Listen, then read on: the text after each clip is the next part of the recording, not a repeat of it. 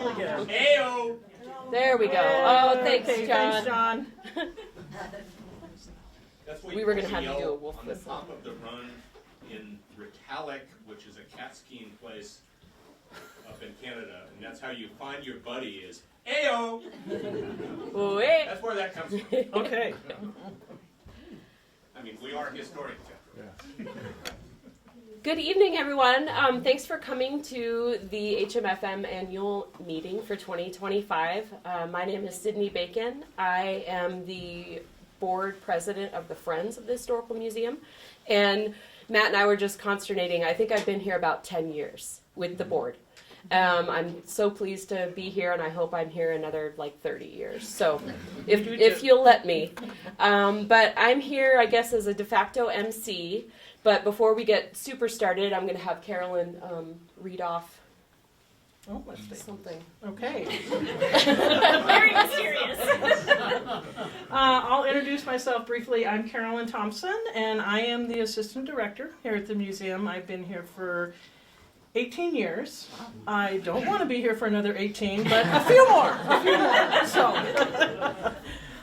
So before we begin today, the Historical Museum at Fort Missoula would like to acknowledge that we are in the homelands of the Salish and Kalispel people, and today we offer our respect for their history and culture and for their wisdom in caring for this place for generations to come. Thanks, Carolyn. I didn't go deeper into introductions because there's going to be some, don't worry. Starting with the Friends Board, like I said, I'm the board president, and we have Fula Weisel over here, and she's the vice president. And let's see, Kalina, is she here tonight? I didn't see her. Kalina Pritchard is our secretary. And then we've got Leif Fredrickson, who is our treasurer, most esteemed treasurer. And Tito. I didn't see Tito either. Tito Flores. And Alan Johnson is not here tonight, I don't think either. Natalie Bond couldn't be here tonight. Greg? Not Greg J. Greg Martin. Casey Erickson was the woman behind the window over there. There she is. Diane Sands is also not here tonight. She's hiding. Oh, She's watching the other. I didn't. Oh, okay. Hi, Diane. Steve Bixby. Kirk Flynn, right over there, in the what my son would call a 20s hat. And Scott Ramph. Yes, there you are. So we thank everyone for, some of our board members have been here for a little while. Some of us are just new as of last year, and we'll get into some other new board member information in a little bit. But John, can I call you up here to talk about the trustees? Yes. Oh, and we are right Yep. there. Okay. Oh, you Brought got my own. So the museum's kind of unique in that we have the Friends Board, which runs the nonprofit side, and then we have the Trustee Board, which are appointed by the Missoula County trustee or commissioners. There we go. I have trustees on my mind. And we're responsible for sort of oversight at the county level. And I've been around the museum for longer than I think I want to admit. I went through the chairs of the Friends and am now serve as the chairperson for the trustee board.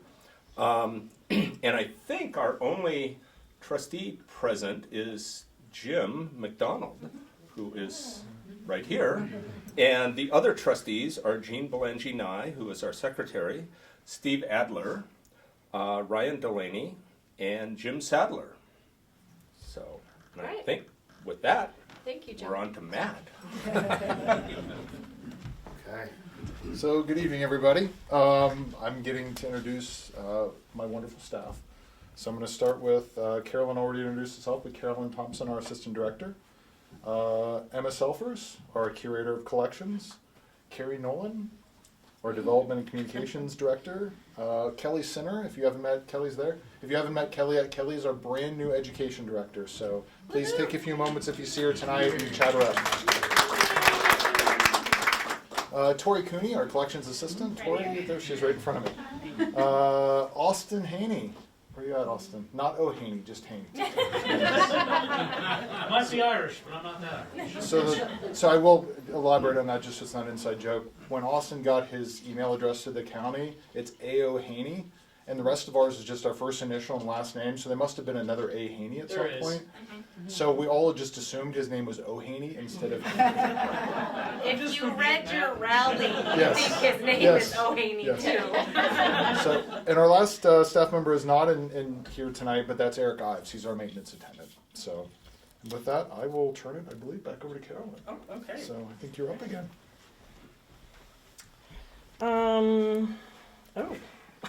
Sorry. I just wanted to give a special acknowledgement tonight to Alan Johnson, who is one of our outgoing board members. He has served 3 years here at the museum. He actually was here when I started as a Voc Rehab employee, and he worked on one of the first exhibits I was involved in, and that was the exhibit on the 1918 flu.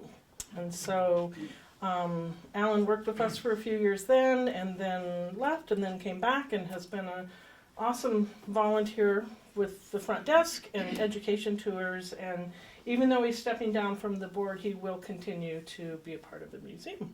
So, and okay, good. To Matt. Is it back to me? Oh yes, keep the museum. Okay. We're keeping you on your toes. Chairs. Yeah. So I will try to be as brief as I can. Normally I write this thing out, and I just did bullet points this year, so you guys will have to bear with me a little bit. You only have a couple things, as So- we say at every staff Yes, meeting. only a couple things. I usually say that and then drone on for about half an hour. too. So what I wanted to start with, though, before we get into the kind of the year in review, is I just wanted to call out the new exhibit we have. If you guys haven't had a chance yet, I know everybody's kind of snacking around. Please take a look at it. There's great information. It's super nostalgic, and it's probably the most visually stunning exhibit I think we've done in the 10 years I've been here. So thank you, Emma, for that. It's really turned out well. So I'm excited for everybody to see that. So 2024, early 2025, I've kind of given this year a name. I'm calling it the year of the good, the bad, and the ugly. And because I tend to try to be as positive of a person as I can, I'm going to start with the ugly so we can end on a high note at the end of this. So the ugly was the windstorm. And I think everybody in this room was impacted on some level by that windstorm that hit at the end of July. The museum was impacted to the tune of about $45,000 in damages. I forget how many trees we lost, but it had to be 20. At least 20, if not more. So yeah, so it was a lot. But I mean, as tend to happen when crisis has happened, the one good thing that came out of it was I'm incredibly proud of these two women standing here. They stepped up. I was in Finland when it happened, so I was not even in the Always on country. vacation. I don't know that I can ever take another vacation after that happened. I mean, it was nice to know that such capable people were here, were able to handle the crisis when it happened. There are others in this room. I'm seeing John shaking his head. They came out as soon as they could to help with that cleanup effort, so I'm very grateful for that. I'm also grateful we're part of Missoula County and we have insurance because that helped with that $45,000 charge. So, I will add there were other staff members Yes, who oh, really yeah. stepped up. I mean, yes.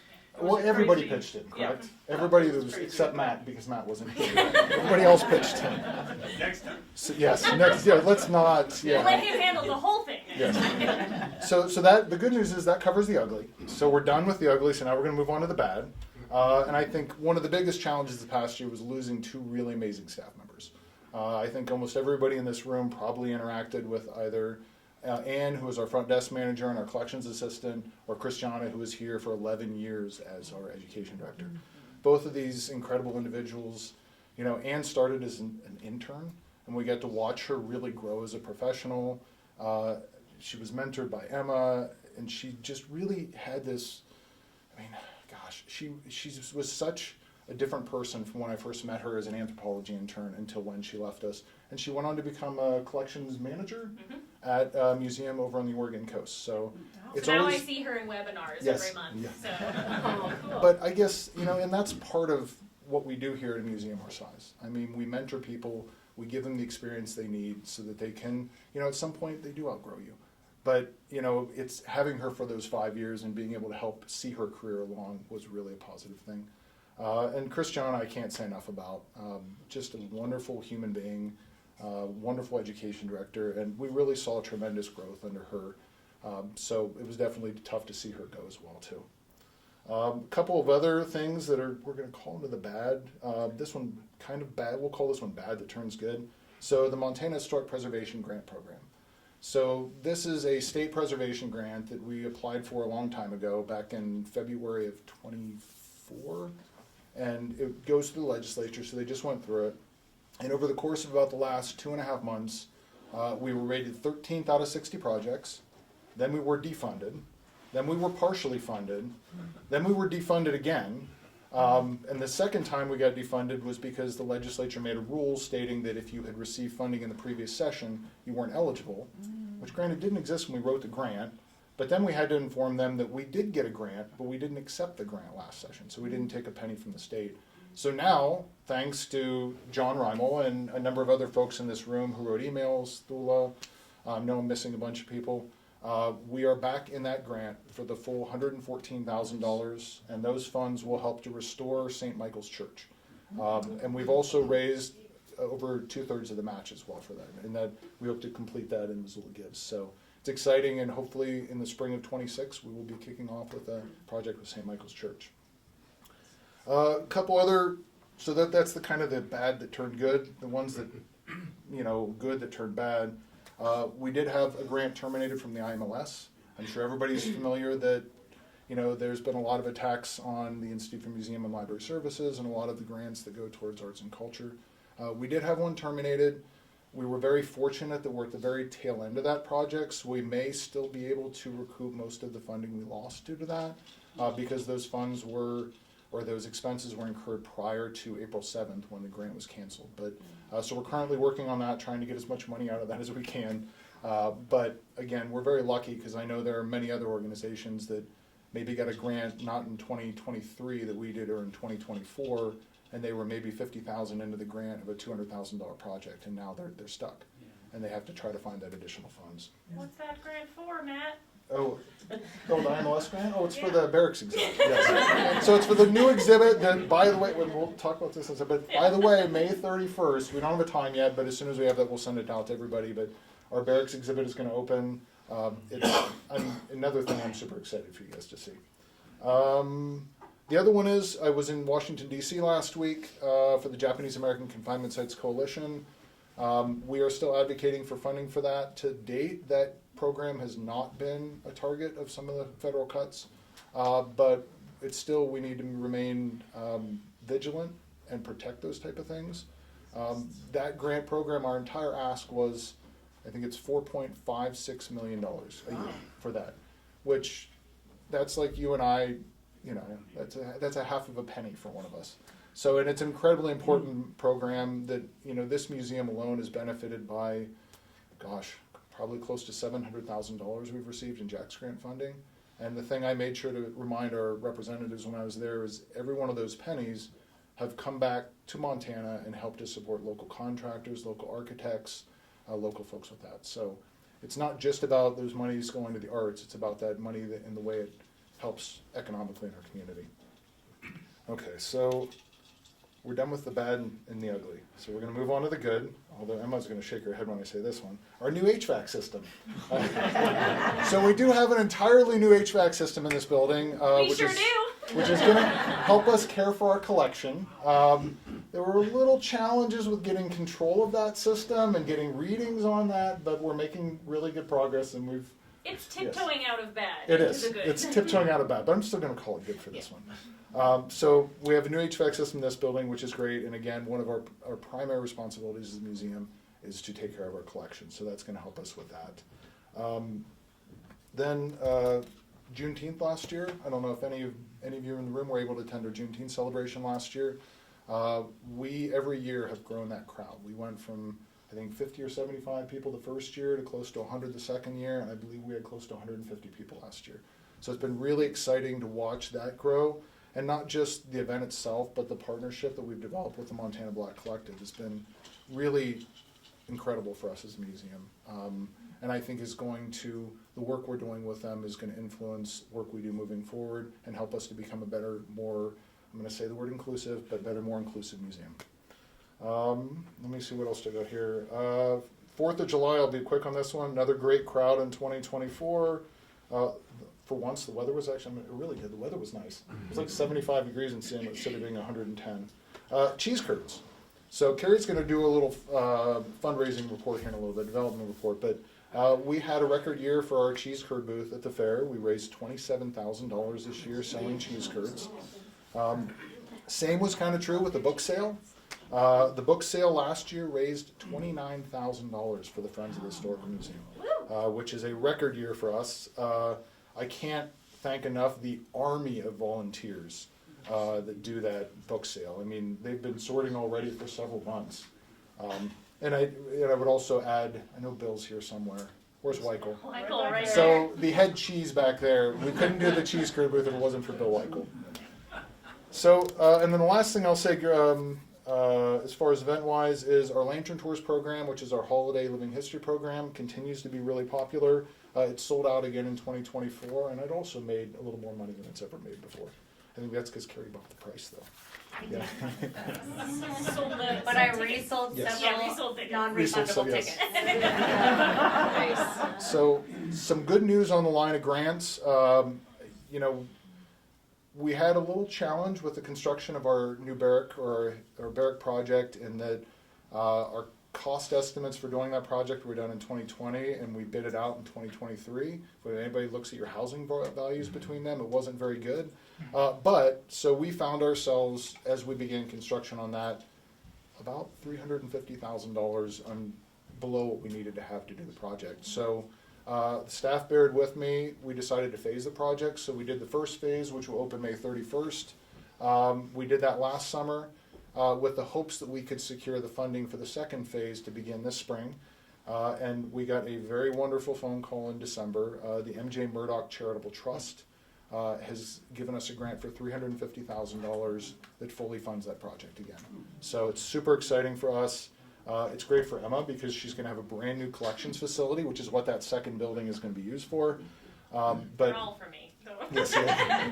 So we're just incredibly grateful for foundations like the Murdoch Charitable Trust and the support they gave on a project like this. And to see that project, which is now going to be a $1.2 million project, but it's going to get done. Construction should be finished on that project in the fall. We should be getting shelving moved in the spring, and we hope to have Emma have access to that for our collections sometime late spring maybe. So the other grant we received a grant from the Lewis L. Bork Foundation, and that was a $33,000 grant to do Culture Connect. I'm still kind of really getting my mind around all the different possibilities of Culture Connect, but my understanding, feel free to correct me if I'm wrong, is that it's a way for us to digitally make our collections more available to the public. It also contains a component that's going to allow a virtual tour of our site, so people can receive additional information and see the insides of our buildings from this app. So, did I hit most of it? To be seen later this year. Yes. Okay. Another really positive this year, and I promise I'm almost done, is we did add 2 amazing people to our staff, or 3 actually. Sorry, 3. So I already mentioned Tori, and Tori has kind of just fit like a glove and slid into that weekend manager and collections assistant position. Austin has been kind of a lifesaver as we went through that period of transition between when Christiana left and when Kelly started, so we've been really grateful for Austin. He's also done some really exceptional research in the past year to help us kind of grow our knowledge of the Fort Missoula history. And we all like to say he's our resident military historian because none of us are really military historians. So, but now we don't have to walk over and see Tate. We can just ask Austin. And then last but not least, Kelly, our brand new education director. She's been on the job all of 2 weeks, roughly 2 weeks. So. And last, but definitely not Yes. least, Carrie. Yes, well, Carrie came in. Carrie was here last year. Well, Austin was not here last year. Were you here for this last year?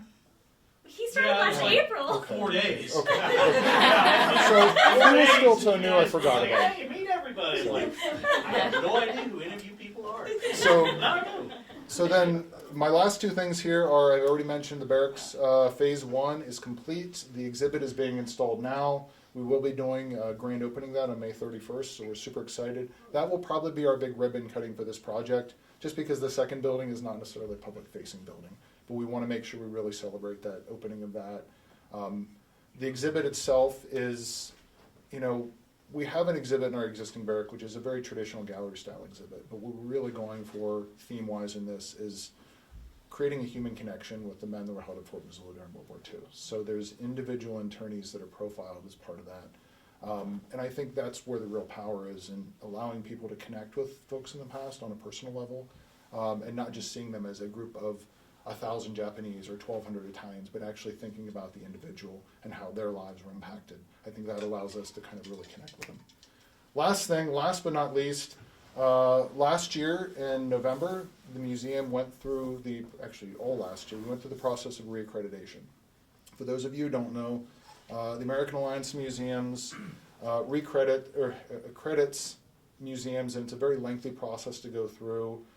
You have to meet the best of museum standards. The process involves a very long self-study, a site visit by 2 reviewers. It's a huge undertaking for the staff, the boards, everybody involved with an organization.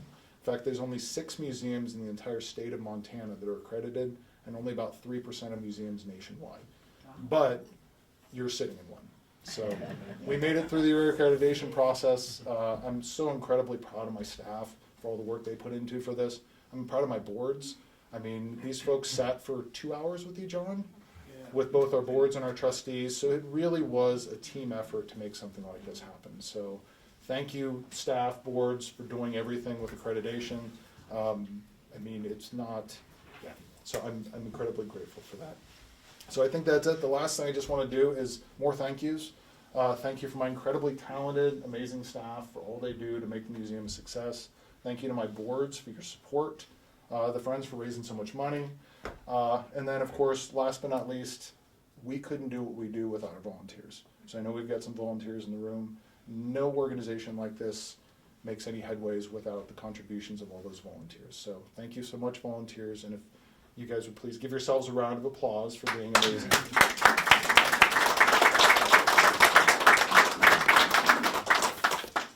Okay, so next. Who am I calling up next? You. Candace. Yeah. All right. Thanks, Matt, for that State of the Museum.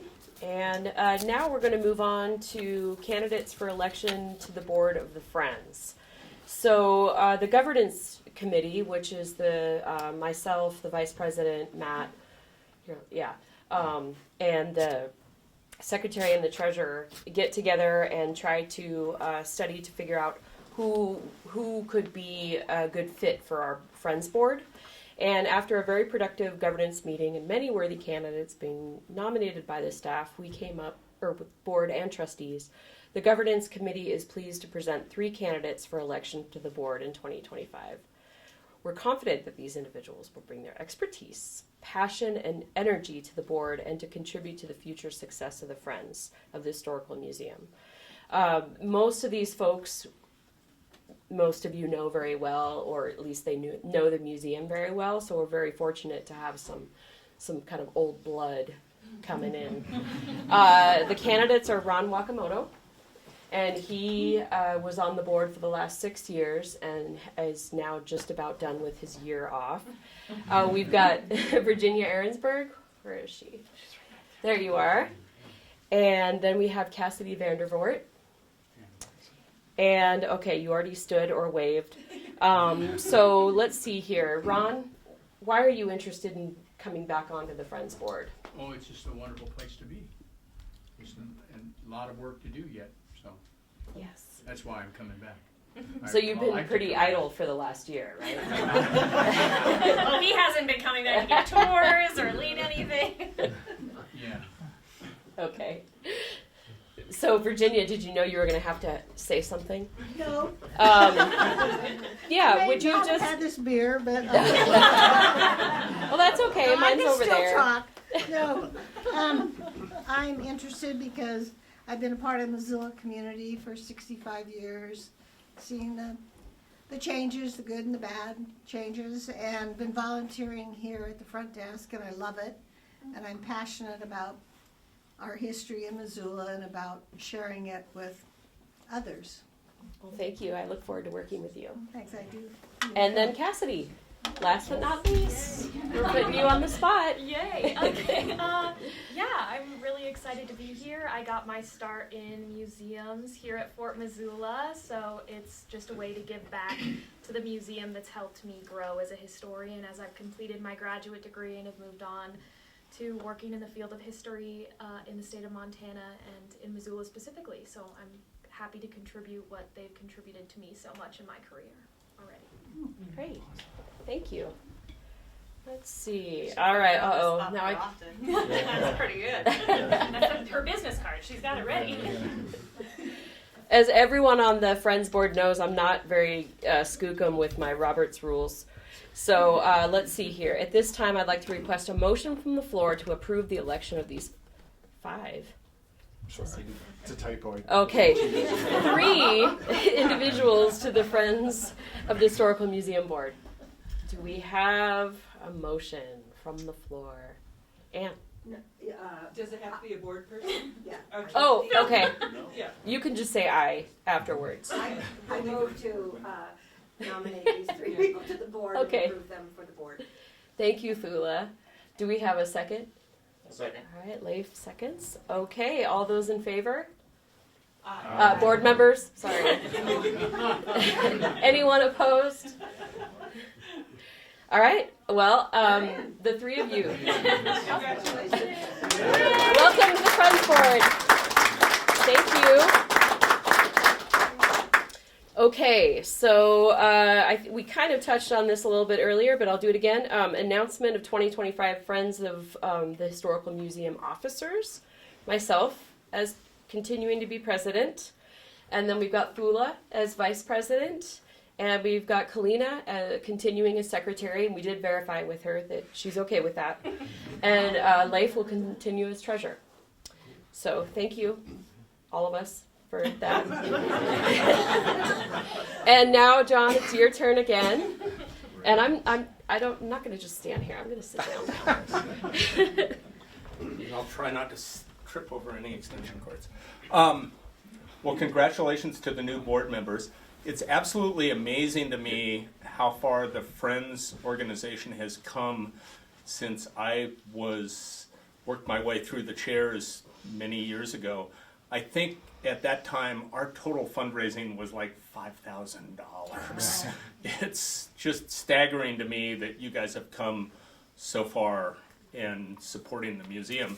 A couple other things I wanted to quickly mention before I get on to my main job, which is 1, thank you, Carrie, for the food. I mean, it's absolutely amazing.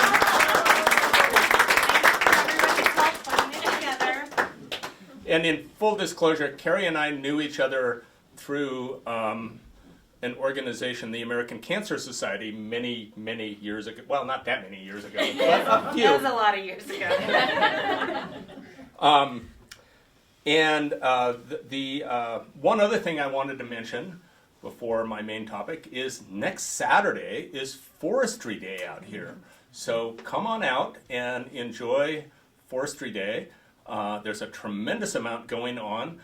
And if you're hungry, before you come, I'll put in a little note. It's also the Kiwanis Pancake Breakfast. And you can see Matt about tickets. Or me. I get to make pancakes in the morning and sawdust and boards in the afternoon. What more could you ask for? But my reason for being up in front of you right now is the awards. And each year, the trustees of the Historical Museum at Fort Missoula choose an individual to honor with the Lieutenant Moss Award. This award is given to someone in the community who exemplifies the mission of the museum, which is to preserve Missoula County's history for education and enjoyment of the public. And this year, it's our pleasure to honor Molly Stockdale. If you don't know Molly, she has served in a variety of museums for more than 30 years and historic sites from Philadelphia to Lolo. And she's currently presently the executive director of the Travelers Rest Museum. And she's actually been in that position 11 months longer than Matt has been executive director of this museum. And I think Matt started, You mentioned 4 days. You had 4 days before your first this meeting. I think Matt had July 1st I started. Yeah, 3 days before the 4th of July celebration. So a little bit of a connection there. But in that time, she's expanded programming and exhibits related to the cores of discovery, the Salish people, the natural history of the crossroads at Travelers Rest, and among her favorite jobs at Travelers Rest are leading field trips and selecting authors and elders and historians for the annual Winter Storytelling Speaker Series. I hope some of you have been able to take some of those in. It's an absolutely amazing series of talks. She's also grateful for the partnerships with other agencies and organizations, such as the Montana Fish, Wildlife, and Parks, the Historical Museum at Fort Missoula, the Lewis and Clark Trail Alliance, and many others. She serves as the president of Destination Missoula Board of Directors and is the vice chair of the Montana 250 Commission, which is planning commemorative events for the semi-quintessential of the Declaration of Independence. And she's also served on the planning committee for Missoula's 105th anniversary in 2015. She holds a Bachelor of Arts from the University of Pennsylvania and a Master's in Public Management from the Carnegie Mellon University. And she is unfortunately not able to join us tonight. I think she's traveling. She's actually going for a 250th event in Helena tomorrow. So she's got a meeting. She's on the road. So we have a video. We have a video. And I'll get out of the way.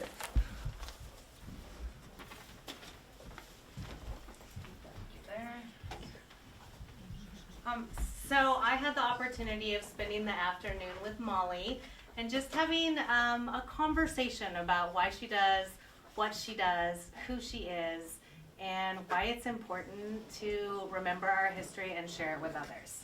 So some thoughts from Molly, our Lieutenant Moss Award winner. So we are actually going to be celebrating our 25th year of Travelers Rest Connection, which was previously Travelers Rest Preservation and Heritage Association, which was previously Travelers Rest Preservation Project. The beautiful thing I think about this place is that it really all came together because of a bunch of volunteers who loved history. These folks really were intrigued by the story and really wanted to find the actual campsite where Lewis and Clark camped here. They knew we were sort of in the right area, but they wanted to pinpoint it. And so they kind of got together, starting, as I say, a volunteer crew, working with the Travelers Rest chapter of the Lewis and Clark Trail Heritage Foundation, and started doing a little bit of their own investigating and then raising funds to bring in professional archaeologists like Dan Hall to actually find and confirm the archaeological site here. And now I get to go walk around it and tell the story to fourth graders several times a week. And they're as fascinated by it, I think, as those volunteers were 25 years ago. But we always say that Lewis and Clark did not arrive here by accident. They came to this spot at the suggestion of their Shoshone guide, Old Toby. And this place has been known since time immemorial as a crossroads. The spot where I'm sitting right now, we call our Crossroads Plaza, and there are trails leading off from it that show you, that to the north of us is the road to the Buffalo, and to the west is the road to the Nez Perce, where the Salish would go to harvest salmon. And in fact, Salish language, this place is known as Timsumkli, or no salmon. And they're a beautiful creation story about why there's no salmon on this side of the Bitterroot Mountains, but you'll have to come back in the wintertime when there's snow on the ground to hear that story. And that's really what it is for me. It's about making connections between the past and the future, what we've experienced as humans together over the entire history of humanity, and how it continues to influence things from now and into the future. I think, living in Montana, you can't walk 10 feet without being impressed by the conservation of land and the idea of that we are living here among these beautiful places. And part of the reason for that is that for centuries, we're following the example of the indigenous people who cared for and moved through this land in a gentle, protective way. And I feel like as we're looking to the future and continuing to conserve this beautiful place, that we have to look to the past. We have to look to those lessons. I also think I'm a mom of 2 college-age boys right now. It's a really challenging time to come of age in this country, and I think that connecting them to stories from the past, it kind of gives them the information to move forward, but also maybe a little bit of hope and inspiration. And that's what I hope that we do here at Travelers Rest too, is provide a little hope and inspiration while giving them a lot of information about Lewis and Clark and the tribes as well. The first thing is to learn the stories, right? Just listen, read, find the thing that is your entry point into history. I have to say, for me personally, I started in art history. My degree is in communications and nonprofit management. I don't have a history degree, but I've always been fascinated, and I've spent a lot of time in art museums, both working and visiting. It's like my happy place. But the reality is the story behind every painting is not in the frame. It's all about the historical setting. It's all about where the artist is coming from, what is happening in the world around them, and how that translates into their work. And so I would encourage anybody, just find your entry point. Is it technology? For some folks, the Historical Museum at Fort Missoula, you have like this abundance of, like, look at the train. How many people come into history at Fort Missoula because of the trains, right? You just need to keep looking for the thing that fascinates you and then dig deeper into the story. Just want to say thank you so much for the honor of the Lieutenant Moss Award. I am humbled. As I said earlier, I don't have a history degree. I came into this field by accident, but it is a giant part of my heart, and I know it's a part of the hearts of everybody gathered for this event. And I'm so sorry that I can't be there, and so grateful for this recognition. Thank you.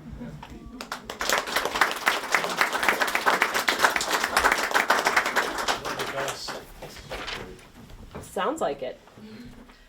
I think actually, oh wait, no, excuse me, we got some more. Let's see here.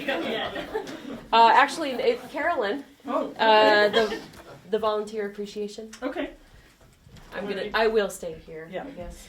And Matt touched on this earlier, but truly, volunteers are the core of this museum.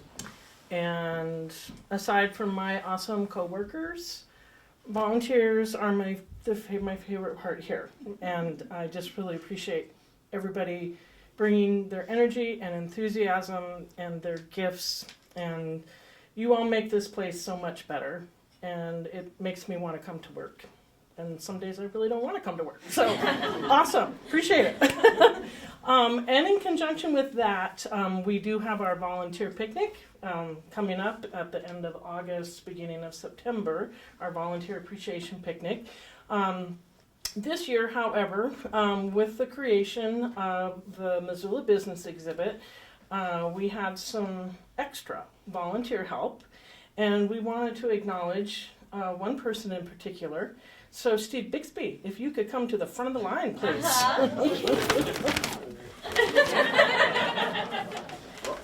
a special surprise. A special surprise for how much we care for you. And I know you were complaining the other day when we applauded when Toby, your dog, came in, and you didn't get quite the response, but please know that we do really appreciate you. And you have to open this and I have to open this. Yeah.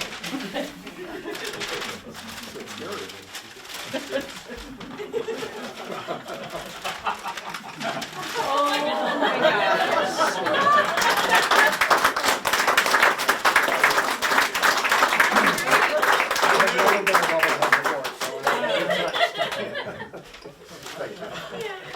This place is so wonderful. I just really enjoy it. Really enjoy everybody out here, the volunteers and the staff here. It's just, it's a pleasure for me to come out here, so it's not like going to work or anything like that. It's really enjoyable, so thank you. Don't let him fool you. He's here almost every day. With the dog, too. And he likes it, too. Thank you. I appreciate it. Thank you. Thank you. Thank you, Steve. You bet. Okay.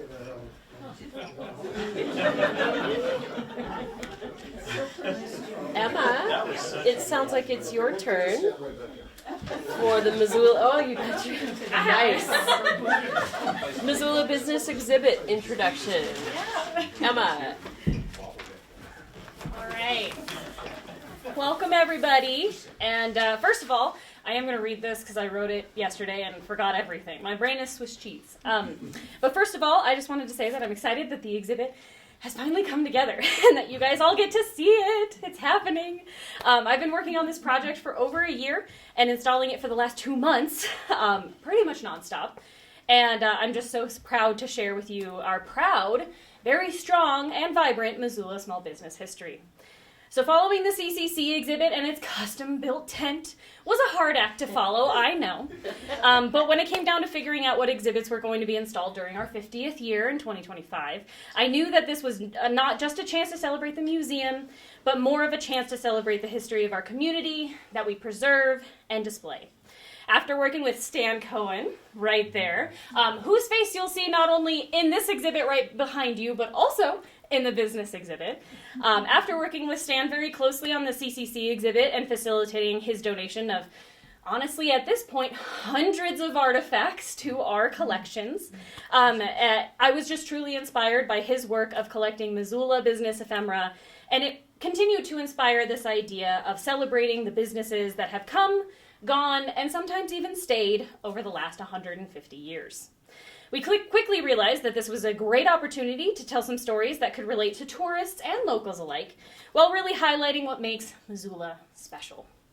The museum is fully prepared, just so you know, to hear members and visitors alike tell us that we missed several businesses. We know.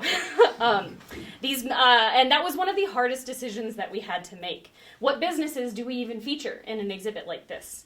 It would take the entire museum building to highlight every business in Missoula, and especially every business that mattered to individuals in our community.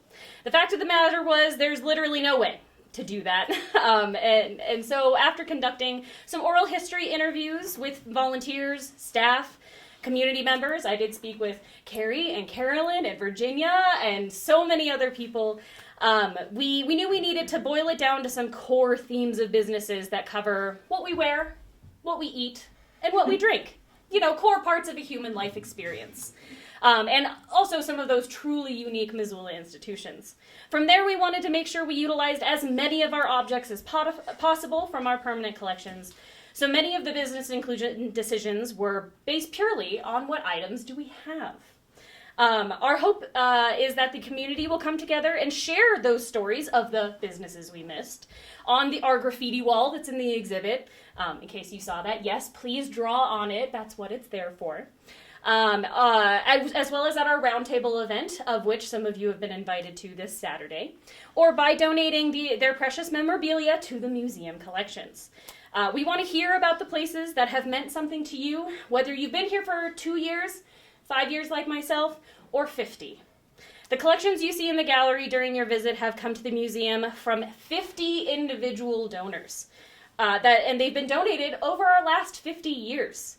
These people gathered these items as consumers, business owners, community members, and they represent these treasured memories of businesses in Missoula with us that we continue to preserve and share. Collectors like Stan, who have donated over 700 artifacts by our last count. I think that's an undercount. It's probably closer to 1,000. In the last 20 years, Stan has really captured these branded items that showcase businesses big and small that might have otherwise been forgotten as Missoula's population grows and changes. All of these artifacts truly help the museum keep Missoula County's history alive, which is our mission statement. So it was my pleasure to find and display these nearly 300 unique artifacts from our collection, out of our collection of 50,000, that will hopefully inspire locals to continue to preserve the fabric of our community. So my final words are a heartfelt thank you to some of our all-star volunteers who literally spent hundreds of hours doing research about the 60-plus businesses that are featured in that exhibit. Steve Bixby, who we just honored with a wonderful bobblehead, which is so fantastic. Susan Cuff, who I don't think is here, but is absolutely wonderful. And Thula Weisel, right here, did some amazing work, the results of which you can see in our custom-made business directories, who were put together by Tori Cooney right over here, in the exhibit. So be sure to pick those up and peruse them. They did so much work to really help embody the history of these businesses. Also, I can't forget Cassidy over there, who helped paint a lot of what you see in the exhibit as well. So as much as I am the person who takes care of exhibits, it is truly a teamwork. I need a lot of help for these things, and I'm looking at some wonderful faces who helped make this happen today. So I hope you all enjoy it. I am so darn proud of how that turned out, and I hope you guys are too. So I'll leave it at that.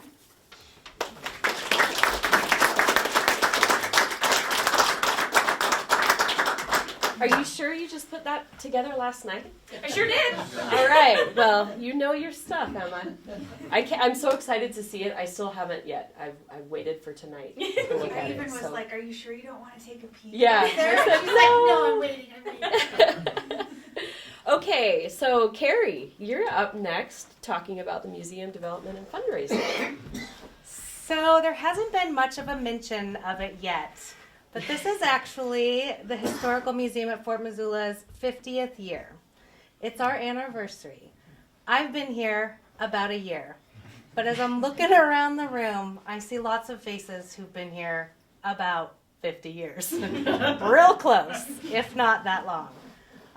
Over the course of that time, as John mentioned, you have gone from being a small fundraising organization to being incredible, engaged supporters. People from our community, our friends, our donors, our grants, our sponsors. It is, as somebody who has worked with volunteers for a very long time, I feel incredibly blessed to work with people who truly love the organization that they are a part of. I have very seldom seen people with so much passion and commitment and willingness to give their time. My job's to raise money. Some other things too. There's lots of things stuffed in there. And you guys make that really easy for me. And I think that that's really incredible. You come to events as helpers and parking attendants. You come as beer salesmen. Curd slingers. You show up for board matches. You show up for Missoula Gives. You come for the annual fund. And all of those things add up to be a really incredible opportunity for us to give back to our community through buy donation events. Nobody really has to pay if they can't. Free field trips for students as a supplement to their education. It comes back as incredible opportunities to preserve this collection here with the most state-of-the-art equipment and HVAC systems that money can buy. So thank you for what you already do, because it's really impressive and it's really awesome.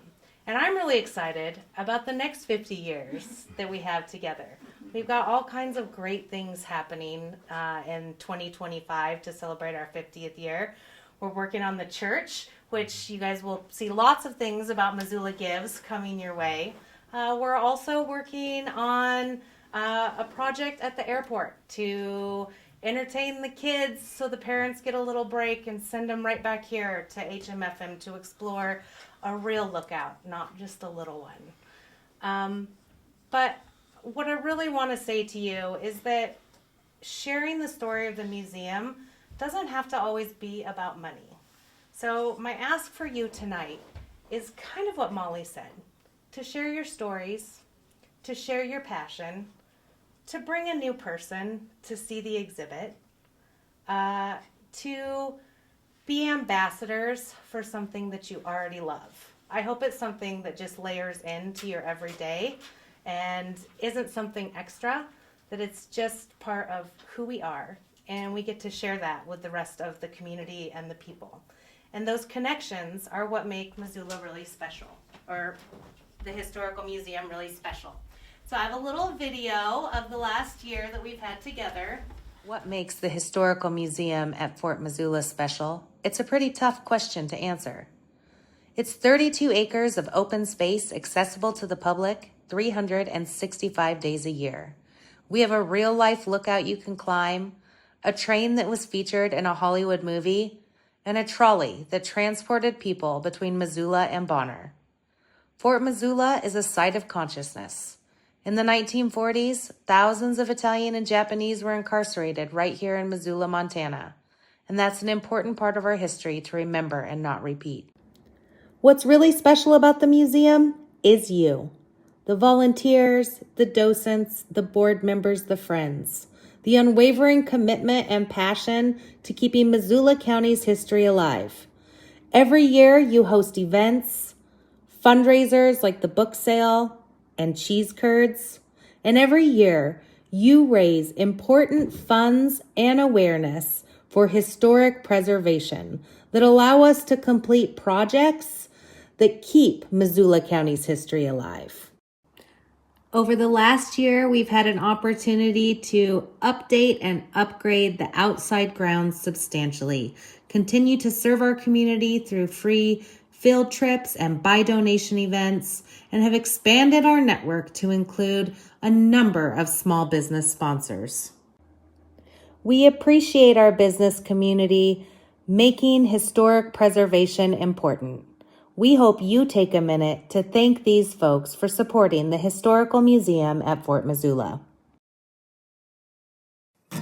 This is the Fort Missoula Museum Minute. We're joined today by Ron Wakamoto, who's a former Friends board member and regular volunteer for the Historical Museum. Ron, why do you volunteer for the museum? Well, on my very first visit to Fort Missoula, I saw a photograph of well-dressed Japanese men going through the gates of Fort Missoula behind a chain-link fence topped with barbed wire. The caption said these men were opinion leaders of the Japanese-American community. My mother's dad was a big-time farmer in the Central Valley, so I went home and I called her. "Hey, Mom, wasn't Pop with you guys in Rower?" That was an American concentration camp in Arkansas where my parents met in late '42. She blurted out, "Oh, hell no! He was in prison in Bismarck, North Dakota." I was 33 then and I'm 76 now, and I volunteer to help people discover their heritage. Ron, thanks for everything you do for the museum. For more information on volunteering, visit fortmissoulamuseum.org.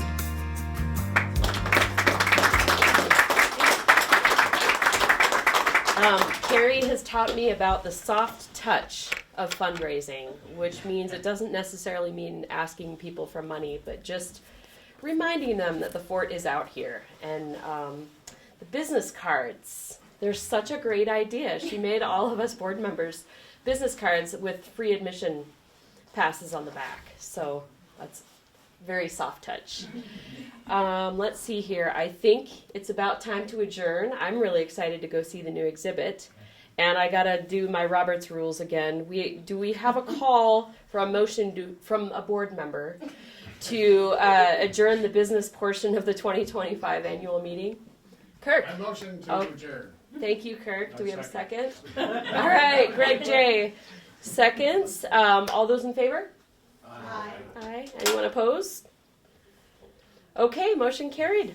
Thank you for coming to the meeting, and I look forward to continuing to work with all of you and some new folks too.